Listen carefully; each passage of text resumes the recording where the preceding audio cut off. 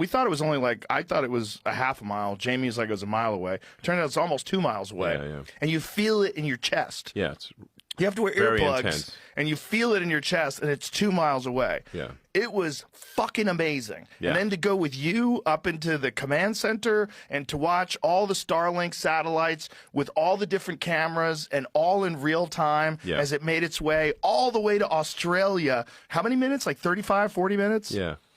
Wild. Watch it touch down in Australia. Yeah. Fucking crazy. It was Crazy. amazing. Yeah.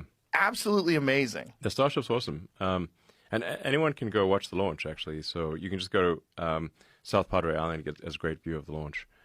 So it's like where a lot of spring breakers go. But we'll be flying pretty frequently out of Starbase in South Texas. And we formally incorporated it as a city. So it's actually an actual legal city, Starbase, Texas. It's not that often you hear, like, hey, we made a city, you know. That used to be like in the old days, like a startup would be you go and gather a bunch of people and say, hey, let's go make a town. Literally, right. That would have been startups in the old days. Or a country. Yeah, or a country. Yeah, actually. If you tried doing that today, there'd be a real problem. Yeah, maybe things are so much set in stone on the country front these days. You might be able to more pull or it less, off. You might be able to pull it off. If you got a solid island, you might be able to pull it off. You know, it's probably. You know, like Larry make a new Ellison country. owns Lanai. Yeah, you could probably. Is this it right here? If you put enough effort into it, you could make a new country. This is one of the different ones. This is one of the ones that you catch, right? Or is that one? Yeah, that's the booster. So that's the super heavy booster. So that's the one with the booster's got 33 engines. In its by version 4 that will have about 10,000 tons of thrust. Right now it's about 8,000 tons of thrust. That's the largest flying object ever made.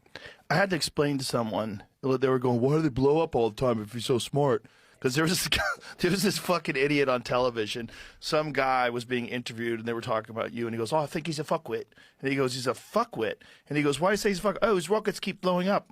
And someone said, "Yeah, well, why do his rockets blow?" And I had to explain. Yeah. Because it's the only way you find out what the tolerances are. You have to. You have to. You have to explore the corners of the box. So like, so when you do a new rocket development program, you have to do what's called exploring the limits, the corners of the box, where you say it's like worst case this, worst case that, to figure out where the limits are. So you blow up. Not admittedly in the development process, sometimes it blows up accidentally, but we intentionally subject it to a flight regime that is much worse than what we expect in normal flight, so that when we put people on board.